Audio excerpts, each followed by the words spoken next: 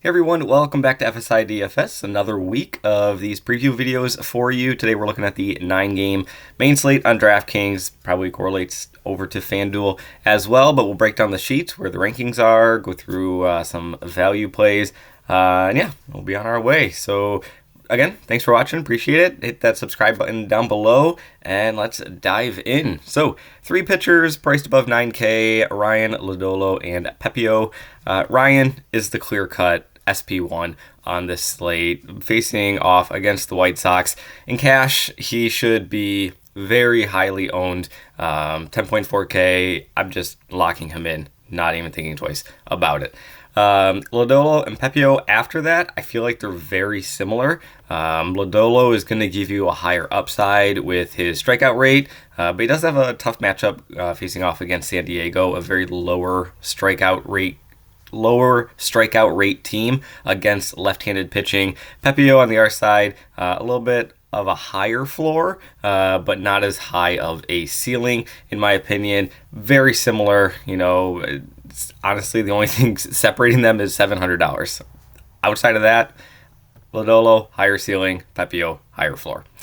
Going into this mid-tier, Max Fried, I do have him up at the top here, followed by Sanchez. Then I feel like there's a little bit of a gap, followed by Severino, Crochet, and Miller. Miller, it's more so like, I just don't want to play pitchers against Atlanta. Like, he's been fine. He's been very fine. He's been very solid this season. You can see 5 starts, an ERA of 2, a sub-1 WHIP. The strikeouts are there. I just don't want to play team or pitchers against Atlanta, especially when I can get pitchers who are in much better spots, have a similar, if not a higher strikeout rate, similar spot in terms of like their salary tier and everything. So Miller, he's down the board for me, but Fried is going to be sticking out at the top. Seattle, they're a much higher strikeout rate team against right-handed pitching. They don't strike out as much against left-handers. But Fried, I told you in the last video and before that, like, he's so much better than what his surface numbers are showing so far this season. In the ERA of 5, it's not going to continue on that way. He has kind of readjusted himself with 2 very easy starts against Miami, but Seattle, not a team that I'm super scared about. There are still strikeouts in that lineup to be had. He's probably gonna be my favorite guy in this, mid salary tier. After Fried, we're going to go with Sanchez, who's had a phenomenal start to the season. He's going to be facing off against the Angels. Sanchez, his numbers, sub-3 ERA, like, awesome. He's doing great. 28 strikeouts, 11 walks is a little bit concerning, a higher walk rate than we would like, but he has also been a little bit unlucky with the BABIP. The xFIP is right there around 3.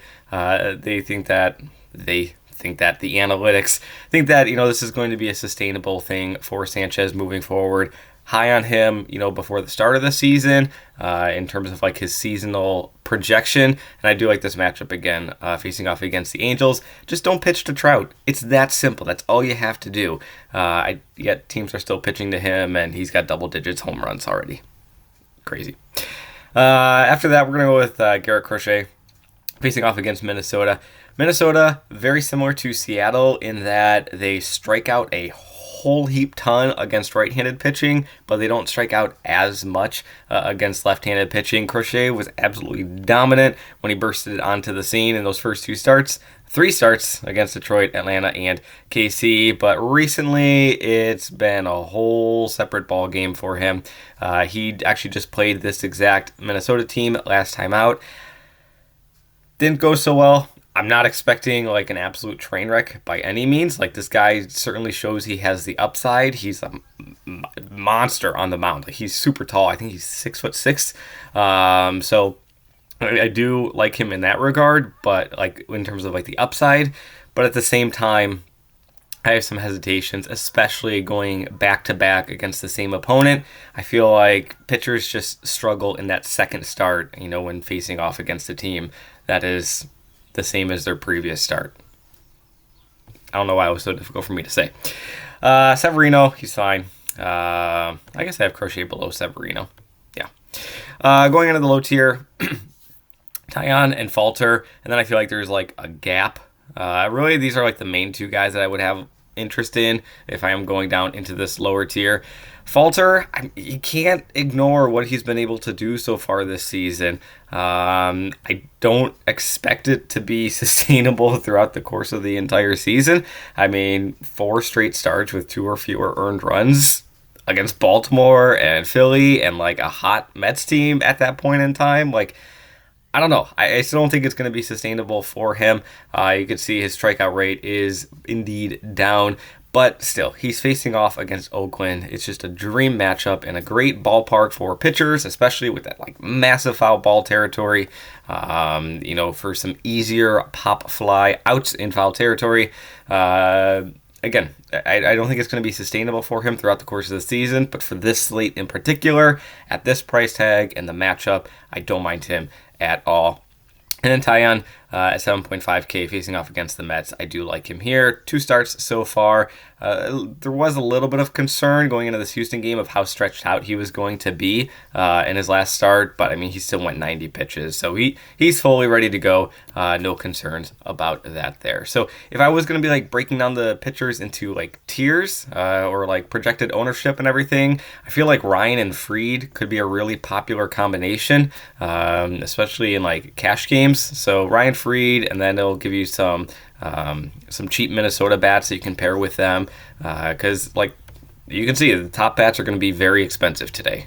Dodgers, Phillies. So, but Minnesota is going to be laughably cheap. We'll talk about them here in a moment.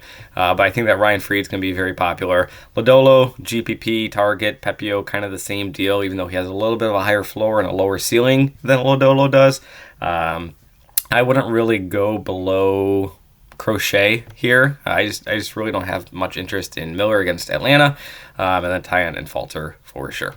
So heading down into the bats, I already just talked about the Dodgers and the Phillies are going to be very popular here today. In terms of like figuring out salary price points, let's just do this. Let's go Ryan and Fried, see where we're at. 4K remaining for our bats. It's going to be tough to get a larger Dodger stack or a lot larger Philadelphia stack. Dodgers are facing off against Henry. Every time Henry's on the slate, I like to pick on him. Allows a lot of hard contact, fly balls as well, home runs. And now he's got just a brutal matchup facing off against LA. Henry is a very even splits pitcher. It does not matter if it's a left-handed batter, right-handed batter. He's an even splits pitcher. They both hit him very much roughly the same. So I'm not worried about, throwing in Freeman or Ohtani or some of those left-handed bats. Muncy, I wouldn't expect him to be in the lineup. They just kind of don't like to play him against left-handed pitchers. But who knows? Maybe they put him in here tonight. But still. Left-handed, right-handed bats, doesn't matter against Henry. All the Dodgers guys, I'm going to have interest in here tonight. Philadelphia, kind of the same thing, picking on Griffin Canning. Canning has just really struggled to start the season. He's just allowing 3, 4, 5 earned runs start after start after start. And this Philadelphia offense has been hot. They're averaging almost 7 runs per game over the past 5 games or so. And 3 of those were in San Diego, in that pitcher's ballpark. So this lineup is doing very well. If you want like a lower owned guy who I think might be turning it around, you can go with Bryson Stott. Just a miserable start to the season for him. Prior to yesterday, he only hitting 220. He only had 1 home run, and then he broke out with 2 home runs yesterday, 4 RBIs, got that stolen base. So really, like, maybe it's a trend in the right direction. He's going to have a nice lefty-righty matchup. The issue with him is that he bats down lower in the order. He's more in that 7-8 spot for Philadelphia. And like his price tag is a little high for a guy who has slumped essentially all season long. Bohm, this guy is just playing out of his mind right now. 4.8K, but still. You can mix and match anybody on Philadelphia. Not too much of a concern with really anybody in that lineup. They're pricey. Let's talk about Minnesota. This is where the affordability and the value is all going to come. They're going to be facing off against Crochet. I already talked about that. But then behind Crochet and his struggles that he has had over the past, trio of starts is one of the worst bullpens in baseball. And Minnesota, they're going to just jam their lineup full of right-handed bats, and they have a lot of cheap right-handed bats. So, like, looking down here, Miranda's probably going to be in the lineup. Margot's probably going to be in the lineup. Wouldn't shock me if Santana's in the lineup. Farmer's probably going to be in the lineup. Like, there's 4 guys right there at 3.1K and cheaper. There's so much value on Minnesota. Are they great hitters? No, but like, are they going to be in a prime opportunistic spot? Absolutely, facing off against the Chicago White Sox pitching staff and bullpen. So I'm going to have interest in Minnesota. And you can see, like, even if you just put in 3 of these guys, you're looking at 4.5K remaining. You're going to be able to get those Philly bats. You're going to be able to get those Dodger bats as well. Even if you just two of them, 4.3K remaining, you're going to be able to get those guys just fine. And then if you're a little bit hesitant about Fried going off against Atlanta, because Fried's only had 2 good starts in his 5 starts so far, and they both came up against Miami, who is just historically bad so far against left-handed pitching. Maybe you get off of Fried and you go a little bit cheaper at pitching, and it's going to open up some stuff for you. Maybe you go with Falter at 6.5K. You do that, you throw in some of these cheap Minnesota bats, and my goodness, you're going to be having a lot of salary to work with. Yeah, 4.5K remaining. It's going to be great. Going to be great. In terms of GPP, my favorite GPP target is going to be Arizona. I don't think Arizona's going to see a lot of ownership here. They were disastrous against Seattle, but the Seattle pitching staff has been very, very strong as of late. And also Arizona, if you pay attention to I don't remember what video it was, but I mentioned, like, they really, really struggle against right-handed pitching, but they're phenomenal against left-handed pitching, and they're going to get that left-handed pitching matchup here tonight, going off against Paxton. So I do really like Arizona here. If I was going to be doing that larger Arizona stack, I'm definitely going to be starting off with Walker. He's probably going to be the first guy that I'm going to be putting into my big stack, pairing him with Marte, Gurriel. If you want to go with Suarez, like, Suarez's thing is that he's always struggled with strikeout pitchers. Like, he's just got a very, very high strikeout rate. Paxton, I'm not too concerned about him, ramping up the strikeouts, so you can throw him in there as well. But I really do like this Arizona offense. I don't think they're going to see a lot of ownership here tonight, just because they have been so bad as of late. But again, they're just awful. They have the biggest gap between left-handed pitching performance and right-handed pitching performance in the entire league, and it's very evident. So I like them there. Atlanta, always going to be interesting in GPP. They're just very pricey with that. So hopefully this was able to guide you in the right direction. Dodgers, Phillies, favorite.